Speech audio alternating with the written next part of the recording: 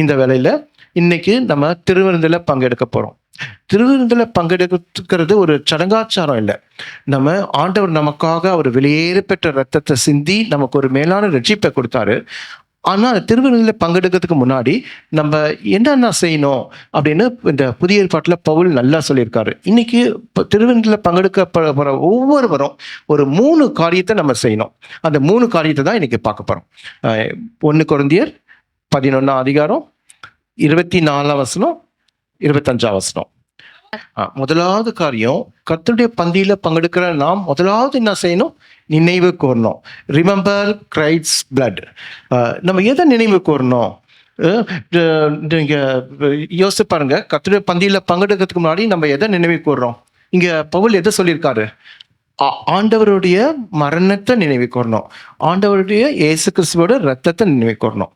நீங்க பழைய ஏற்பாட்டில் கடைசி புஸ்தகம் மல்கியா 1ஆம் அதிகாரம் 2ஆம் வசனத்தை வாசிக்கலாமா? நானே வாசிக்கிறேன். மல்கியா, நான் உங்களை சிநேகித்தேன் என்று கர்த்தர் சொல்கிறார். இந்த வசனத்தோட பின்னணியை மட்டும் நான் சொல்றேன். இது எப்ப நடந்துச்சுன்னா, ஆண்டவர் இயேசு கிறிஸ்து பிறப்பதுக்கு ஒரு 400 வருஷத்துக்கு முன்னாடி நடந்த ஒரு காரியம். இந்த இஸ்ரவேல் ஜனங்க அந்த சூழ்நிலை எப்படி இருக்காங்க அப்படின்னா, அவங்க வந்து 100 வருஷமா அவங்களுக்கு ஒரு தீர்க்கதரிசியுமே இல்லை. அவங்களுக்கு ஒரு ராஜா இல்லை, அவங்களுக்கு ஒரு இராணுவம் இல்லை, ஒரு சமூக கட்டமைப்பு இல்லை, அவங்களுக்கு நல்ல கல்விக்கூடம் இல்லை, எதுவுமே இல்லாம ஒரு அகதியா இருக்காங்க, ஒரு தேசமே இல்லாம இருக்காங்க. அவங்க பெர்ஷிய தேச ராஜாக்கு வரியை கட்டிட்டு இருக்காங்க.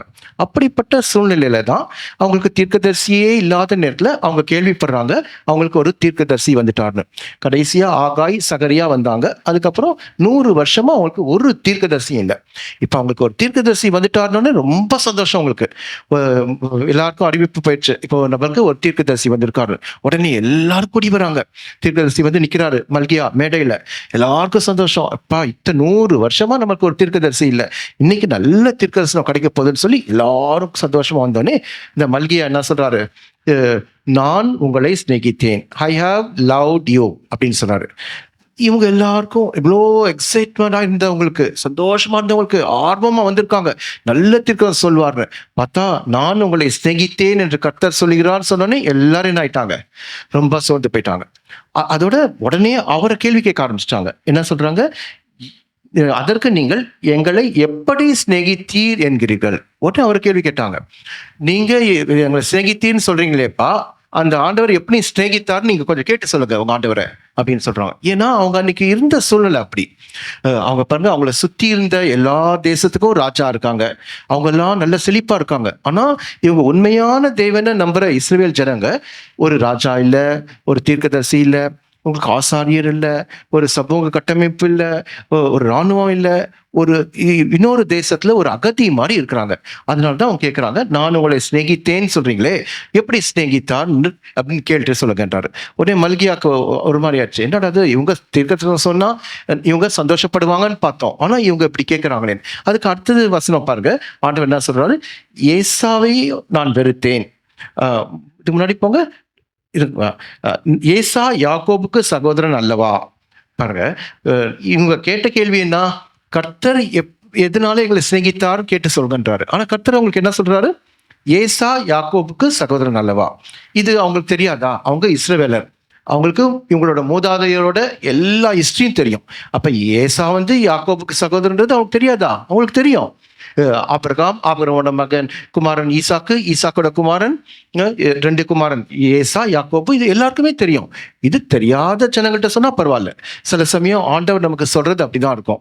நம்ம ஆண்டவர் பேசணும்னு நினைச்சிட்டு இருப்போம். ஆண்டவர் பேசும்போது இது போட்டு சொல்வாரு, என்னடா அது சம்மதமே இல்லாம சொல்றாருன்னு பார்ப்போம். ஆனா அதுலயும் ஆண்டவர் நமக்கு ஒரு வார்த்தையை வச்சிருப்பாரு.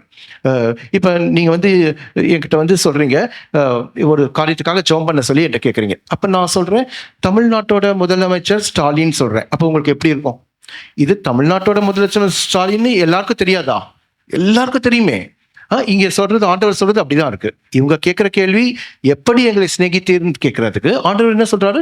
ஏசா யாக்கோபுக்கு சகோதரன் அல்லவான்னு சொல்றாரு. அதுக்கப்புறம் என்ன சொல்றாரு பாருங்க, ஆகிலும் யாக்கோபை நான் சிநேகித்தேன், ஏசாவையோ வெறுத்தேன். அப்படின்னா என்ன சொல்றாருன்னா, இந்த உண்மையா ஏசா தான் தலைச்சன் பிள்ளை, அவனை தான் சிநேகித்து இருக்கணும், அவனுக்கு தான் ஆசீர்வாதத்தை கொடுத்திருக்கணும். ஆனா ஆசீர்வாதத்துக்கு தகுதியான ஏசாவை நான் வெறுத்து ஆசீர்வாதத்துக்கு தகுதி இல்லாத யாக்கோபு, யாக்கோபு அப்படின்னா எத்தன், அந்த ஏமாத்துறவன், அந்த ஏமாத்துறவனை நான் என்ன பண்ணேன், நேசிச்சேன், அவங்கள நான் சிநேகித்தேன்.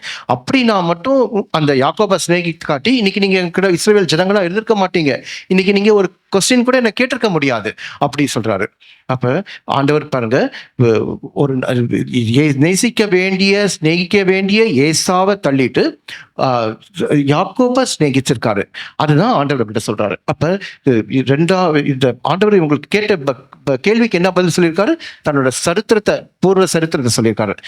ஆனா இன்னைக்கு நம்ம யோசிச்சு பார்க்கலாம், நம்மள ஆண்டவர் நேசிக்கிறாருன்னு நினைக்கிறோம், ஆண்டவர் நம்மளுக்கு அன்பு கூறான்னு நினைக்கிறோம். ஆனா என் வாழ்க்கையில இவ்வளோ கஷ்டம் இருக்கே, என் வாழ்க்கையில வியாதி இருக்குது, ஒரு நல்ல வேலை இல்லை, நான் ஒரு வீட்டில் குடும்பத்தில் சமாதானம் இல்லை, ஒரு சந்தோஷம் இல்லை, ஒரு கல்யாணம் ஆகலை, இன்னைக்கு பயங்கர போராட்டத்தில் பிரச்சனையில் இருக்கலாம், பாடுகள்ல, வெட்கத்துல, அவமானத்துல இருக்கலாம். அப்ப எப்படி கர்த்தர் நம்மளை சிநேகிக்கிறாரு, எப்படி அன்பு கூறுறாரு? அப்படி கர்த்தர் நம்மகிட்ட அன்பு கூர்ந்தா நான் இவ்வளோ பிரச்சனையில இருக்கிறேனே, இதுக்கெல்லாம் ஒரு எப்படி கர்த்தர் நம்ம சிநேகிக்கிறாருன்னு சொல்ல முடியும் நீங்க நினைக்கலாம். அன்னைக்கு இஸ்ரவேலர் ஜனங்க அதே மாதிரி தான் நினைச்சாங்க. அதுக்கு ஆண்டவர் என்ன சொன்னாரு, பழைய சரித்திரத்தை பார்க்க சொன்னாரு. ஆனா இன்னைக்கு கர்த்தர் நம்மகிட்ட என்ன சொல்றாருன்னா, 2000 வருஷத்துக்கு முன்னாடி கர்த்தர் நமக்கு என்ன பண்ணாரு, கல்வாரி சிலுவிலே என்ன பண்ணாரு, ஜீவனை கொடுத்து அவர் மேலான ரட்சிப்பை நமக்கு கொடுத்திருக்காரு. அப்ப கர்த்தர் வந்து இன்னைக்கு நம்ம ஆசீர்வாதமா இல்லாம இருக்கலாம், இன்னைக்கு நம்ம கஷ்டப்படுறது ஒருவேளை உண்மையா இருக்கலாம், இன்னைக்கு வேலை இல்லாம இருக்கலாம், இன்னைக்கு நம்ம சமாதானம் இல்லாம இருக்கலாம், குடும்பத்துல கடனோட இருக்கலாம், கடன் பிரச்சனையில இருக்கலாம்.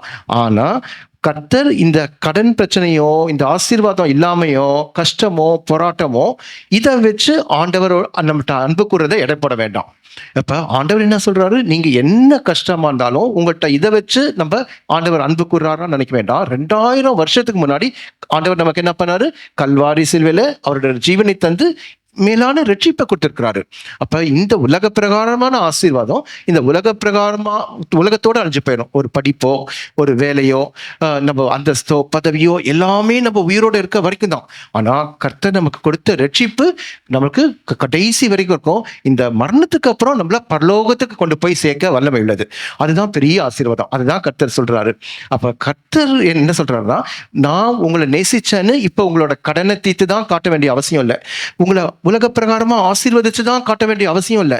நான் 2000 வருஷத்துக்கு முன்னாடியே உங்களோட எல்லா பாவங்களையும் மன்னிச்சு உங்களுக்காக கல்வாரி சிலுவையிலே நான் பாடுபட்டு என்னோட ஜீவனை தந்து உங்களை நான் நேசிச்சிருக்கேன், உங்களை சிநேகிச்சிருக்கேன்னு கர்த்தர் சொல்றாரு. இது எவ்வளவு பெரிய ஆசீர்வாதம். இந்த ரட்சிப்பினால, கர்த்தர் கொடுத்த அந்த ரட்சிப்பினால நமக்கு என்ன ஆசீர்வாதம், நம்ம பரலோகத்துக்கு போக முடியும். இந்த உலகத்தை விட்டு கண்ணை மூடினாலும் நம்ம எங்க போகலாம், பரலோகத்துல கர்த்தரோடு கூட சந்தோஷமா இருக்கலாம். அப்ப இயேசு நமக்கு வெளியேற பெற்ற ரத்தத்தை சிந்தினாரு. இப்ப முதலாவது காரியம், திருவிருந்து எடுக்கிறவங்க என்ன பண்ணும், நினைவு கூறணும். எதை நினைவு கூறணும், கர்த்தர் நமக்காக சிந்திய வெளியேற பெற்ற ரத்தம், அவருடைய ரத்தத்தை நினைவு கூறணும். கர்த்தர் நமக்காக பட்ட பாடுகளை நினைவு கூறணும். நீங்க யோசிச்சு பாருங்க, ஒரு பெற்றோரா இருக்கீங்க, உங்களுக்கு 2 பிள்ளைங்க இருக்காங்க, உங்களை வந்து நல்ல கண்ணை கட்டிடுறாங்க, கட்டிட்டு ஒரு பிள்ளை வந்து உங்களை கணத்துல முகத்துல துப்பிட்டு நான் யாரு சொல்லுன்னு கேட்குது, இன்னொரு பிள்ளை இன்னொரு துப்பிட்டு நான் யாருன்னு சொல்லுன்னு கேட்குது. அப்போ உங்களுக்கு எவ்வளோ மனசு கஷ்டமா இருக்கும். நீங்க பெற்ற பிள்ளைங்க உங்களை இதை மாதிரி சொன்னா உங்களுக்கு எவ்வளோ மனசு கஷ்டமா இருக்கும். இல்லைன்னா நீங்க ஒரு பெற்றோரா இருக்கீங்க, உங்களை நல்ல கண்ணை கட்டிட்டு இப்போ கன்னத்துல பலார்னு அரையுது ஒரு பிள்ளை, அரைஞ்சிட்டு நாங்கள் யார் அரைஞ்சோன்னு சொல்லுன்னு சொன்னா உங்களுக்கு எப்படி இருக்கும். இன்னொரு பிள்ளை திருப்பி கன்னத்துல அரையுது, இப்போ நாங்கள் யாரு அரைஞ்சோன்னு சொல்லுங்கன்னு சொன்னா உங்களுக்கு எப்படி இருக்கும். ஒரு பெற்றோரா இருக்கிற உங்களுக்கு இந்த கஷ்டத்தை தாங்க முடியாட்டி ஆண்டவர் அன்னைக்கு நமக்காக எல்லா கஷ்டத்தையும் சகிச்சாரு.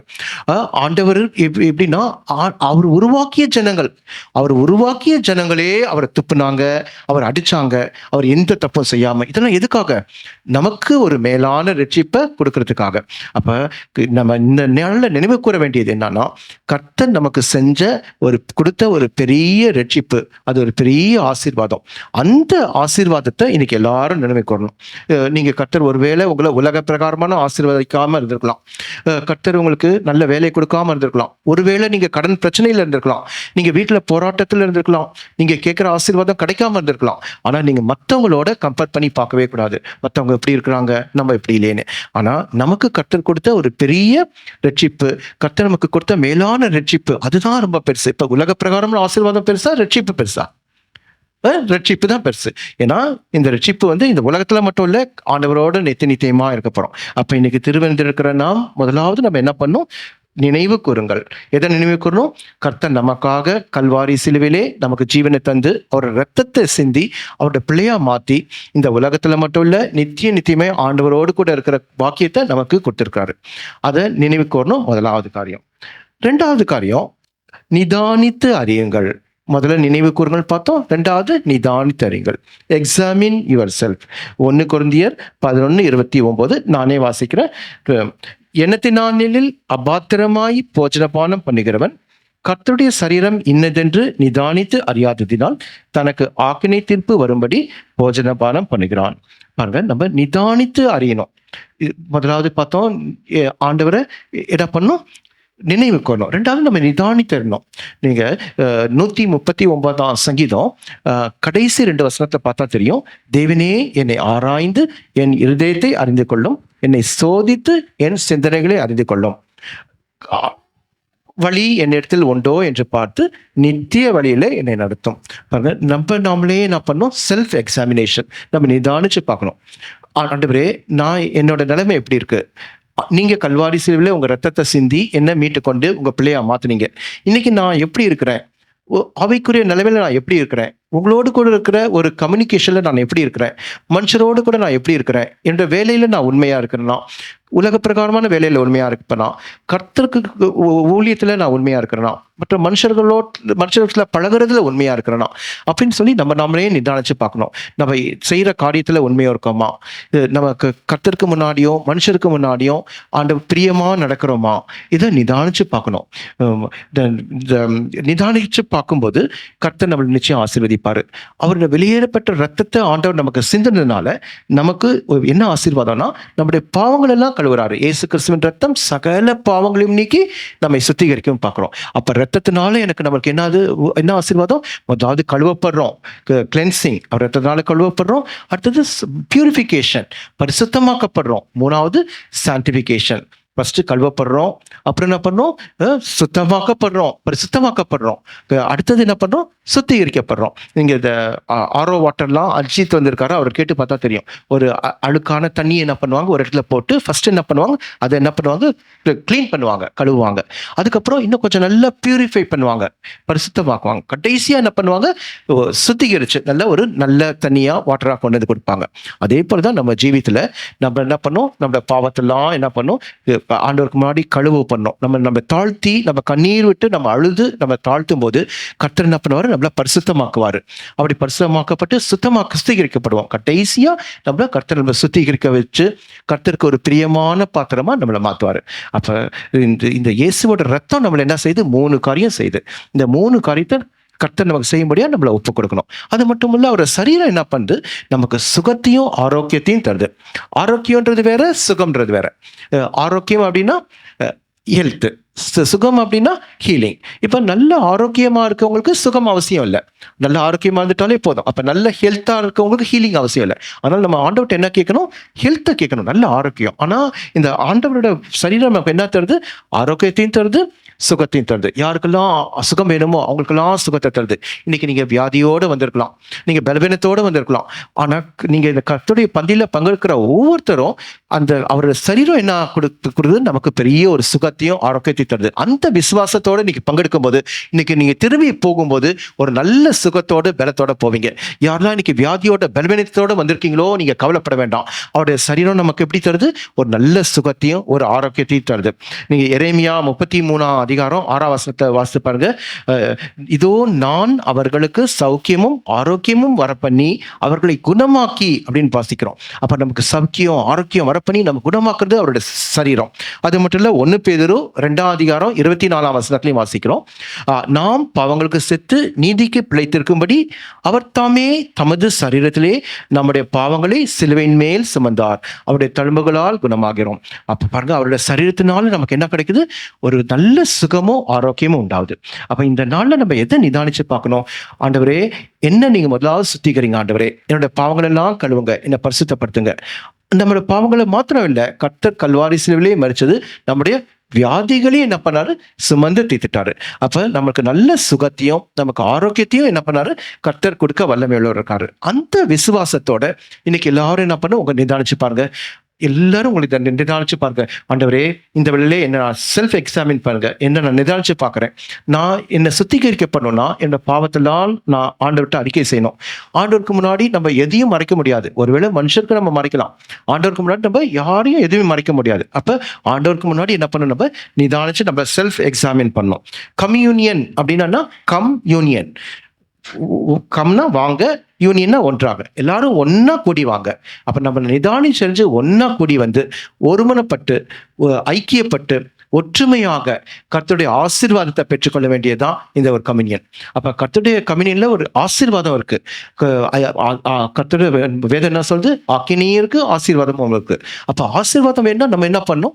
நம்ம ஆண்டவருக்கு முன்னாடி நம்மளை சுத்திகரிச்சு ஆண்டவர் நம்ம பாவங்களையும் அறிக்கை செய்து ஒன்னாக கூடி வந்து நாம் ஆசீர்வாதத்தை பெற்றுக்கொள்ளணும். இதுதான் 2வது காரியம், நம்ம நிதானித்து அறிகிறது. 3வது காரியம், நியாய தீர்ப்பை அறிந்து கொள்ளுங்கள். Escape God's judgement. 1 கொரிந்தியர் 11:32 நானே வாசிக்கிறேன். நாம் நியாயம் தீர்க்கப்படும் போது உலகத்தோடே ஆக்கினைக்குள்ளாக தீர்க்கப்படாதபடிக்கு கர்த்தராலே சிட்சிக்கப்படுகிறோம். பாருங்க, எல்லாருக்கும் நியாய தீர்ப்புன்னு ஒன்று இருக்கு. நம்ம இந்த உலகத்துல பாவம் செஞ்சா அதுக்கு கண்டிப்பா நியாய தீர்ப்பு இருக்கு. வேதத்துல இருக்கு, நீதிமானுக்கும் சரி கட்டப்படுமேன்னு இருக்கு.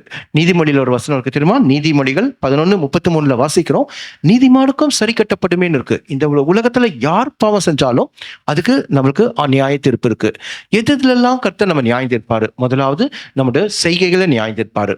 2வது நம்மளோட சொல்லு பேசுறோம்ல, பேச்சுல நியாயம் தீர்ப்பாரு. 3வது நம்மளோட சிந்தையை நியாயம் தீர்ப்பாரு. 4வது நம்மளுடைய அந்தரங்கத்தை நியாயம் தீர்ப்பாரு. முதலாவது எதை நியாயம் தீர்ப்பாரு? நம்மளோட கிரியைகள், நம்ம என்னென்ன செய்கிறோம். இங்கே வெளிப்படுத்தின விசேஷம் 20:13, ரெவல்யூஷன் 20:13 பார்த்தீங்கன்னா, யாவரும் தங்கள் தங்கள் கிரியைகளின் படியே நியாய தீர்ப்படைந்தார்கள்.